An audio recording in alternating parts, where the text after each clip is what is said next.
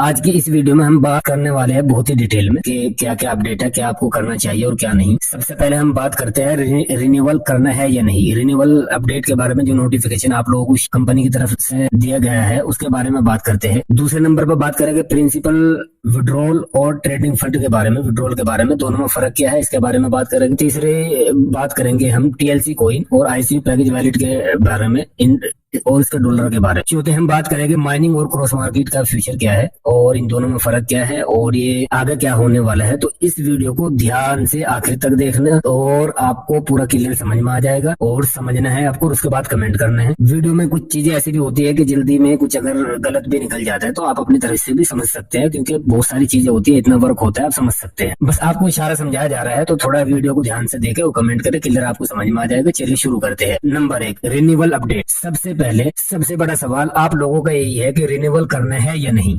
दोस्तों बहुत सारे लोगों के कमेंट आ रहे थे कि रिन्यूअल का रिमाइंडर शो हो रहा है, कंपनी की तरफ से नोटिफिकेशन आ रहा है, तो क्या हम तुरंत इसको रिन्यूअल करना चाहिए या नहीं, या इंतजार करें। यानी कुछ लोगों के जो कमेंट थे पिछली वीडियो में भी वो ये कह रहे कि भाई रिन्यूअल का नोटिफिकेशन आ रहा है, हम उसको रिन्यूअल करना है या नहीं, आप बता दो एक बार। तो उसका थोड़ा सा क्लियर जवाब मैं यहाँ दे देता हूँ। कृपया थोड़ा ध्यान देने वाली बात है कि अगर आपकी आईडी इनएक्टिव दिखा रही है तभी आपको रिन्यूअल करना पड़ेगा, लेकिन अगर आपकी आईडी एक्टिव है और शो हो रही है एक्टिव, तो आपको रिन्यूअल करने की कोई जरूरत नहीं है। बस रिमाइंडर आने का मतलब ये नहीं है कि तुरंत उसको रिन्यूअल कर ले, जरूरी नहीं है। ये एक बस नोटिफिकेशन है कंपनी की तरफ से, ऑफिशियल ऑर्डर अभी आने वाला है। मैंने आपको पिछले वीडियो में भी बताया था कि आप 6 से 10 तारीख तक वेट कर ले, कोशिश ये है कि खत्म हो जाए, मीटिंग में भी बात चल रही है, नहीं तो आप 10 तारीख तक वेट कर ले रिन्यूअल के लिए, ठीक है। उसमें क्लियर हो जाएगा कि आपको करना है या नहीं। मैंने आपको पिछली वीडियो में जो बताया था अपने एक्सपीरियंस का और मीटिंग में जो हुआ था सारी चीजें वो मैंने आपको बताई थी। उम्मीद करता हूँ आपकी समझ में आ गया होगा, ये आपका बिल्कुल क्लियर हो गया है। सिर्फ उन आईडी को ही रिन्यूअल करना पड़ेगा जहां स्टेटस इनएक्टिव दिखा रहा है। तो मेरी सलाह ये है कि बस आप थोड़ा सा इंतजार कर ले और 10 तारीख तक वेट करें।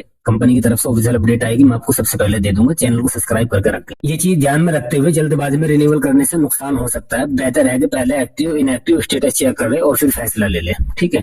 दूसरी अपडेट जो आपकी कम से कम हर वीडियो पे कमेंट है टीएलसी के बारे में, टीएलसी कॉइन के बारे में, टीएलसी आईसीयू के बारे में, वो भी मैं आपको क्लियर कर देता हूँ। टीएलसी आईसीयू पैकेज वैलेट के बारे में भी क्लियर कर देता हूँ। अब बात करते हैं टीएलसी आईसीयू और पैकेज वैलेट डॉलर के बारे में। बहुत सारे लोग सोच रहे हैं कि विड्रॉल लगाने पर उनका टीएलसी कॉइन जो है कम हो रहा है, खत्म हो रहा है या कैंसिल हो रहा है, समझ लो। मैंने पहले भी आपको बताया, जैसे ही आप बोट अल्फा से ट्रेडिंग फंड विड्रॉल लगाते हैं या लगाने वाले हैं, आपका टीएलसी और आईसीयू दोनों बैलेंस बिल्कुल माइनस हो जाएगा। यानी जो आपने आईसीयू खरीद रखी है टीएलसी वो भी माइनस होगा, टीएलसी कॉइन जो आपको गिफ्ट में दिया है वो भी माइनस होगा, दोनों ही माइनस होगी। शायद कई लोगों को इस पर यकीन नहीं हुआ, लेकिन जिन लोगों ने विड्रॉल लगाया था उन्होंने खुद देखा है, उनका टीएलसी बैलेंस बिल्कुल खत्म हो चुका है, जीरो खत्म हो गया धीरे धीरे। एग्जाम्पल मान लो आपके पास 100 टीएलसी पड़ा है तकरीबन, जैसे आपने ट्रेडिंग फंड विड्रॉल लगाया तो टीएलसी धीरे धीरे खत्म हो गए। आप समझ सकते हैं इस चीज को। मैंने पहले भी तकरीबन 2 वीडियो में आपको बताया, लेकिन वो आपकी समझ में नहीं आया, लेकिन फिर भी मैं बता रहा हूँ।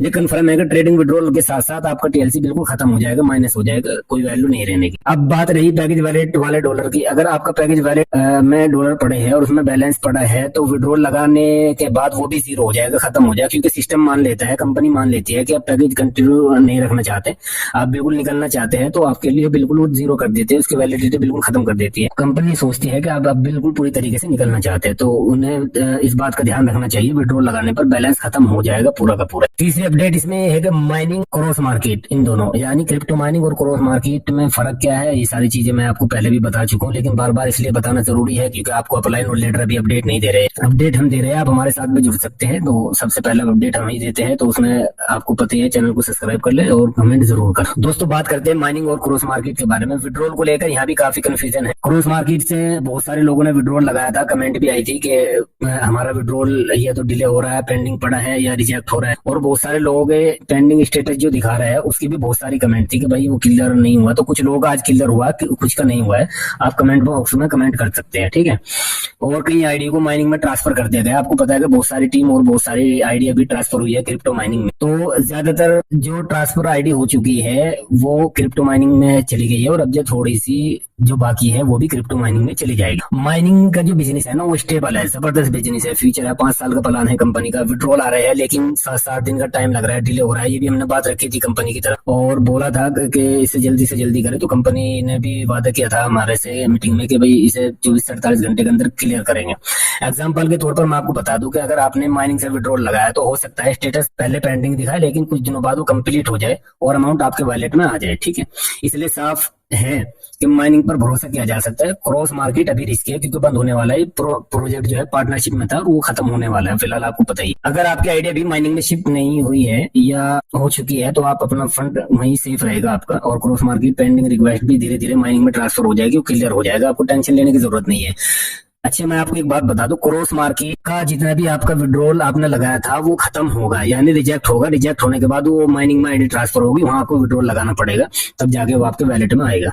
ठीक है, समझ गए? आप क्रॉस मार्केट से डायरेक्ट विड्रॉल नहीं होगा बिल्कुल। इनकम वॉलेट अपडेट सुन लो। बहुत सारे लोगों के सवाल है भाई इनकम आएगी या नहीं आएगी, क्या प्रॉब्लम है क्या नहीं। इनकम वॉलेट की बात करते हैं, लोग पूछ रहे हैं कि इनकम कहाँ है, कि मैन वॉलेट में आएगी, इनकम वॉलेट में आएगी। अभी तक ऑफिशियल अपडेट कंपनी की तरफ से नहीं है, लेकिन मैं आपको 100% अंदर की बात बता रहा हूँ कि इनकम जो आने वाली है वो इनकम वॉलेट में ही आएगी, आपको टेंशन लेने की जरूरत नहीं। मैंने पहले ही बताया था 6 तारीख में आपकी इनकम आ जाएगी। तो आप सभी को इनकम वॉलेट रेडी रखनी चाहिए और साथ ही अप्लायंस से जुड़ा रहना चाहिए। टीम्स को अलग अलग इंक्रीज मिल रही है, ठीक है, यानी आप अपने अप्लायंस है लीडर से जुड़ रही हो, अपडेट देगा। बाकी ऑफिशियल अपडेट तो हम दे रहे हैं, आपको पता ही। 5वां सबसे बड़ा जो सवाल था आपका माइनिंग प्लस बोट अल्फा दोनों के फंड के बारे में, वो भी मैं आपको बता देता हूँ। अब एक और बड़ा सवाल जो ज्यादातर लोगों के दिमाग में है कि अगर हमने बोट अल्फा से विड्रॉल लगाया और हमारी आईडी माइनिंग में भी एक्टिव है तो क्या माइनिंग का बैलेंस भी माइनस होगा? इसका जवाब है नहीं। बोट अल्फा का विड्रॉल लगाने से पहले आपकी माइनिंग आईडी पर कोई असर बिल्कुल नहीं पड़ने का, कोई फर्क नहीं पड़ने का। ठीक है, एग्जाम्पल के तौर पर मैं आपको समझा देता हूँ। मान लो आपके पास $500 माइनिंग में है, ठीक है, और 1000 बोट अल्फा में है, ट्रेडिंग में पड़ा है। ठीक है, अगर आप बोट अल्फा से विड्रॉल लगाते हैं तो आपका $500 जो माइनिंग बैलेंस सुरक्षित है आपका, वो सुरक्षित ही रहेगा, उसमें कुछ कमी पेशी नहीं आएगी। ठीक है, सिर्फ बोट अल्फा का बैलेंस ही माइनस होगा, माइन क्रिप्टो का बैलेंस माइनस नहीं होगा। ठीक है, समझ में आ गई बात? यानी माइनिंग और बोट अल्फा दोनों की आईडी अलग अलग है और अलग अलग एक्टिव रहती है। एक का विड्रॉल दूसरे को प्रभावित नहीं करने का, यानी आप दोनों में से एक का विड्रॉल लगा सकते हैं लेकिन प्रभावित नहीं करने का। लेकिन अक्सर लोगों का सवाल यह है कि भाई हम बोट में से निकलना चाह रहे हैं, तो उस बिना पे ये अपडेट था, वो मैंने आपको दे दिया। ठीक है, ट्रांसफर ऑप्शन का अपडेट वो भी सुन लो आप। पहले हमारे पास 10% ट्रांसफर करने का ऑप्शन था, यानी फंड का कुछ हिस्सा ट्रांसफर कर सकते थे। आपको पता है 2-3 बार अपडेट दिया कंपनी ने, लेकिन अभी ऑप्शन बंद हो चुका है कंपनी की तरफ से। ठीक है, अभी सिर्फ आप 100% फंड ट्रांसफर की सुविधा है और उसे ट्रांसफर कर सकते हो 100%, वो भी अब लाइन के जरिए। तो इस बात को ध्यान में रखें कि अब डायरेक्ट ट्रांसफर आपके हाथ में नहीं है। इस वीडियो में हमने क्या सीखा वो मैं आपको बता दूं। आज की वीडियो में हमने सीखा रिन्यूअल तभी अपडेट करना जब आपकी आईडी इनएक्टिव हो। TLC, ICO और पैकेज वैलेट वाले डॉलर विड्रॉल लगाने पर माइनस हो जाएगा, खत्म हो जाएगा। ठीक है, माइनिंग स्टेबल है लेकिन डिले है और क्रॉस मार्केट रिस्की है, बिल्कुल खत्म होने वाला है। ठीक है, आपको पता ही है। इनकम वॉलेट में 80% चांस है कि इनकम आएगी, 80% नहीं, पूरे के पूरे 100% आएगी, आप बेफिक्र रहिए। माइनिंग और बोट अल्फा बैलेंस अलग अलग है, एक दूसरे को इफेक्ट नहीं करते बिल्कुल भी, आप बेफिक्र होकर विड्रॉल लगा सकते हैं।